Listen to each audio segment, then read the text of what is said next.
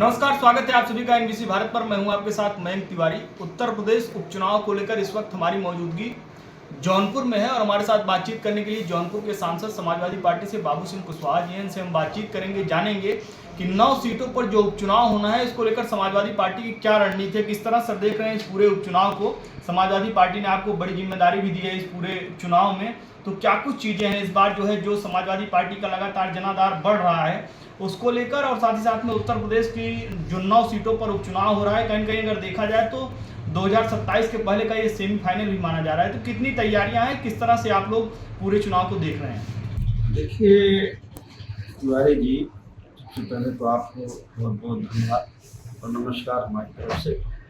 आप by election की बात कर रहे हैं तो ये कोई सेमीफाइनल नहीं है। देखिए, बाई इलेक्शन में जो सत्ता होती है, सत्ता का दुरुपयोग है, लेकिन समाजवादी पार्टी मजबूत है और पूरी मजबूती के साथ 9 सीट में चुनाव लड़ेगी और जीतेगी। राष्ट्रीय अध्यक्ष जी ने सभी को निर्देश दिए हैं कि सब लोग क्षेत्र में लगें, चाहे हमारे माननीय विधायक हैं, माननीय सांसद हैं और हमारे जो सीनियर पदाधिकारी हैं, सबको अलग अलग क्षेत्रों में लगा दिया गया है और सब लोग लगे हैं और मेहनत कर रहे हैं। हमें पूरा भरोसा है कि समाजवादी पार्टी जीतेगी। साथ में जन अधिकार पार्टी का समर्थन भी है, तो जीतेगी। और ये हम देख रहे हैं कि बाई इलेक्शन में जो सत्ताधारी दल है वो सत्ता का दुरुपयोग कर रहा है। अधिकारी बड़े पैमाने पर इलीगल काम कर रहे हैं, अधिकारी प्रचार कर रहे हैं, चाहे वो प्रज्ञा मजिस्ट्रेट हो, जिले का कलेक्टर हो, अधिकारी हो, छोटे छोटे थानों में सब जगह जो है बड़े पैमाने पर चुनाव के पहले ट्रैक्टर पोस्टिंग की गई। मतलब एक खास करके जो नहीं होना चाहिए वो जाति देख करके ट्रैक्टर पोस्टिंग हुई, तो इस बारे में सत्ता का दुरुपयोग है। लेकिन फिर भी समाजवादी पार्टी पूरी मजबूती से लड़ रही है और जीतेगी।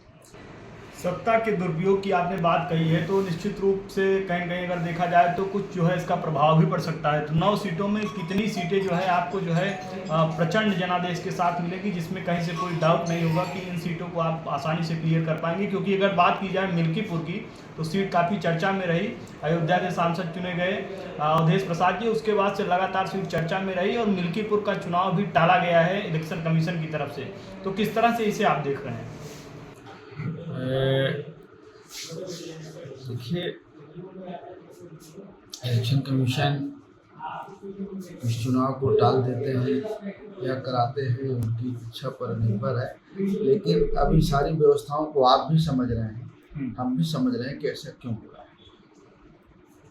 तो मिल्कीपुर हमारे जो माननीय सांसद जीते हैं अयोध्या से, मिल्कीपुर से मिले थे और 7-8 बार से वो जीतेगी, मिल्कीपुर भी जीतेगी। जितनी सीटें हैं हम लोग मजबूती से लड़ रहे हैं, जीतेंगे। दीपावली को लेकर जनपद वासियों को क्या कुछ संदेश देना चाहेंगे? दीपावली का पर्व काफ़ी नज़दीक है। दीपावली और धनतेरस में बाजारों में रौनक भी बढ़ जाती है। क्या कुछ संदेश देना चाहेंगे जौनपुर वासियों को? आपके माध्यम से मैं जौनपुर के सभी साथियों को, माताओं और बहनों को दिवाली की शुभकामनाएं देता हूं कि सब लोगों का त्यौहार खुशी खुशी खुशी खुशी बीते और आने वाला साल भी और उनके जीवन में हमेशा खुशियाँ रहें। इतनी मेरी अपील रहेगी कि हम लोग पर्यावरण संरक्षण की बात करते हैं, प्रदूषण को हम लोग सब लोग कम करने की इच्छा रखते हैं। तो जहाँ हमारे बच्चे हैं, नौजवान हैं, पटाखों का प्रयोग करेंगे तो कम से कम करें, जहाँ कोई खतरा ना हो, कोई दिक्कत ना हो और प्रदूषण।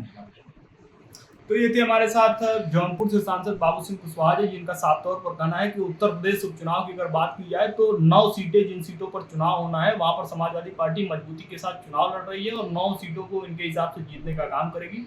साथ ही साथ में दीपावली को लेकर भी इन्होंने अपने जनपद वासियों को बधाई संदेश दिया। देश दुनिया की तमाम बड़ी खबरों के लिए जुड़ रही है हमारे साथ, देखते रहिए एनबीसी भारत।